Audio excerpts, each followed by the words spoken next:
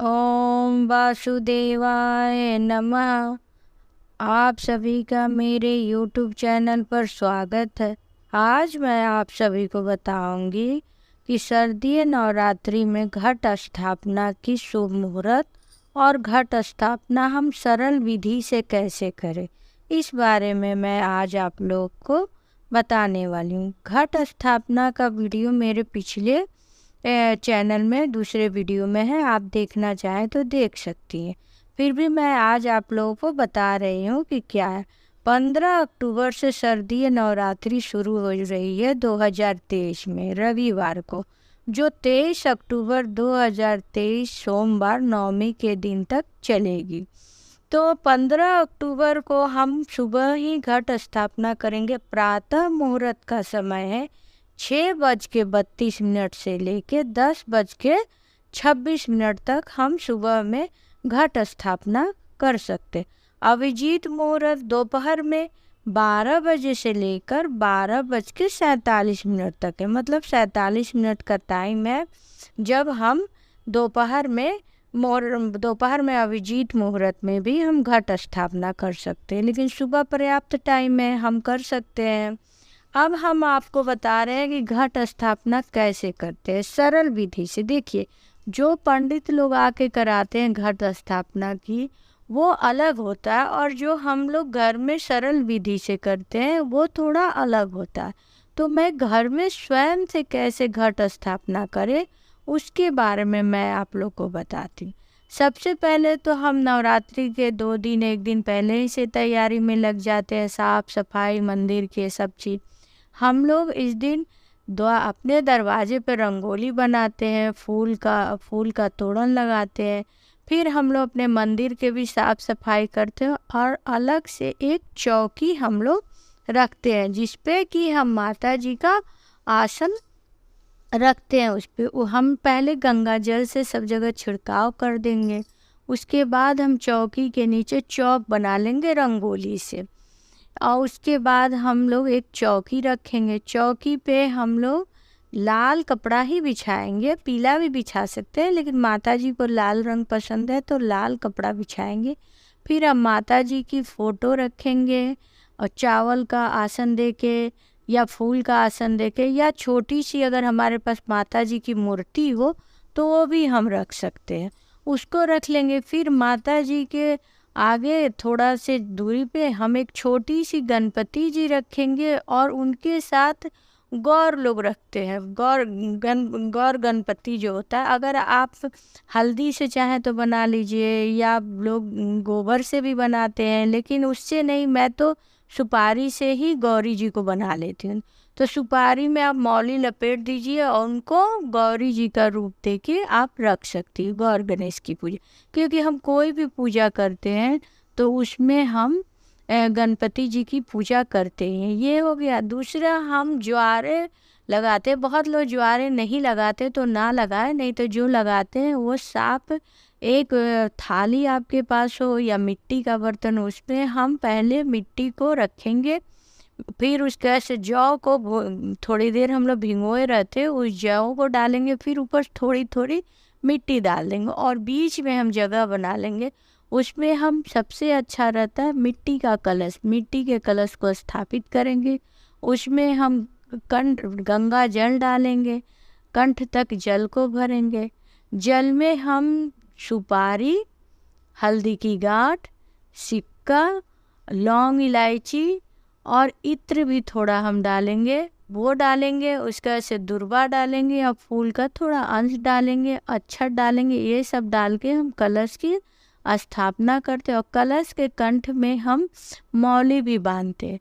उसके बाद से हम आम का पल्लू लेंगे, आम के पल्लू पे भी हल्दी कुमकुम लगा के हम उसको कलश में रखेंगे, और उसके ऊपर सीधे हम नारियल रखेंगे।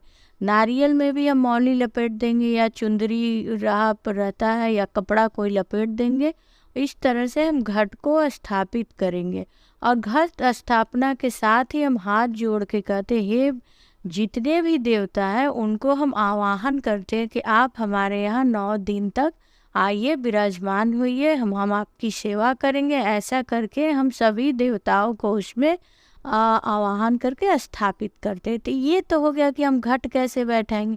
फिर इधर हम गणपति जी तो रखे ही रहते हैं, उसके बाद से हम लोग अखंड ज्योत भी रखते हैं। तो उसी चौकी पे आपके पास जगह है तो वहीं पे अष्टदल बना के आप अखंड ज्योत को रखिए। पिछले वीडियो में मैंने बताई है कि कैसे अखंड ज्योत को हम रखेंगे और उसकी देखभाल करेंगे। सर्वप्रथम हम गंगा जल लेके पहले दुर्वा से हम छिड़काव करते हैं सब चीज़ पे कि हमने जैसे स्नान कराया आपका। उसके बाद से पोछे, शुद्ध कपड़े से हम पोछते हैं। उसके बाद से सब जगह हम सिंदूर का ही टीका लगाते हैं, क्योंकि गणपति जी को भी सिंदूर पसंद है, गौरी जी को पसंद है। गौर गणेश का पूजा पहले सर्वप्रथम करेंगे, फिर उसके बाद हम माता जी की मूर्ति या तस्वीर हो उसको पूजा करेंगे और माता जी को हम चुंदरी नया ओढ़ाएंगे और कलश की भी हम पूजा करेंगे और अखंड ज्योत की भी पूजा करेंगे। तो पंचोपचार विधि से हम पूजा करेंगे। फिर हम घी का दीप जलाएंगे, अगर घी आपके पास नहीं है तो आप तिल के भी तेल से जला सकते हैं। फिर धूप जलाएंगे, फिर पंचमेवा चढ़ाएंगे, फिर जो भी मौसम के अनुसार फल है वो फल चढ़ाएंगे, मिठाई चढ़ाएंगे। तो इस तरह से हम माता जी को स्थापित करते हैं और माता जी को हम घट बैठाने का कार्य करते हैं। देखिए, घट बैठाने का अपना अपना सब जगह का थोड़ा थोड़ा अलग अलग नियम रहता है। अब बहुत लोग क्या होते हैं कि जब घट बैठाते हैं तो मंत्र उच्चारण के लिए हम शुद्ध संस्कृत में बहुत लोग नहीं बोल पाते हैं, तो वो मोबाइल में भी घट स्थापना के समय क्या मंत्र बोला जाता है उसको बहुत लोग प्ले कर लेते हैं। बहुत लोग संस्कृत का शुद्ध उच्चारण कर लेते हैं, तो दुर्गा सप्तशती में या घट स्थापना की भी बुक मिलती है, उसमें पढ़ के हम घट स्थापित करें। लेकिन अगर आप कोई चीज़ की जानकारी ना हो, जैसे संस्कृत आप शुद्ध नहीं बोल पा रही हैं, तो बिल्कुल संस्कृत ना बोले, हिंदी में ही आप अपने मन को शुद्ध करके बस इतना ही माता जी से आवाहन कीजिए, हे माता जी मैं आपकी पूजा करना चाहती हूँ, 9 दिन तक आप हमें आशीर्वाद दीजिए कि मैं आपकी पूजा कर सकूँ घट की और अखंड ज्योत की, और आपकी सेवा मैं सब करूँ। आप मुझे आशीर्वाद दीजिए और मुझसे जो गलती सही हो रही है उसे आप कृपया मुझे अपनी बालिका समझ के माफ़ कर दीजिए। इस तरह से हमें क्षमा याचना भगवान से कर लेनी चाहिए। तो ये बहुत ही साधारण तरीके से कि कैसे हम घट स्थापना करें। और 9 दिन 9 देवी का अलग अलग नाम है और 9 देवियों का अलग अलग भोग लगाना है कि कौन सी देवी को हम कौन सा भोग लगाएंगे। तो ये मैं अगले वीडियो में आप लोग को बताऊंगी कि 9 देवियों का नाम क्या है। उस दिन उस देवी का नाम लेके हमें पूजा करनी चाहिए, उनके मनपसंद हमें भोग लगानी चाहिए। ये 9 दिन तक हमें ऐसे पूजा पाठ करनी चाहिए। और जो जब हम दूसरे दिन भी घट की जब पूजा करेंगे तो हमको जो मिट्टी और ज्वारे बोए रहते उसमें हल्के हल्के पानी के छींटे देने, बहुत ज़्यादा नहीं देने। बहुत ज़्यादा हम देंगे तो फुफुंदी लग जाती है या ज्वारे अच्छे से। हल्के हाथ में ओंजली में पानी हम ले लेंगे और चाहे तो उस लोटे में आप गंगा जल भी मिला लें। गंगा जल और पानी से मिले हुए ओंजली में लेके थोड़ा थोड़ा उस पर हम छिड़काव करेंगे, जैसे उस पर नमी बनी रहे।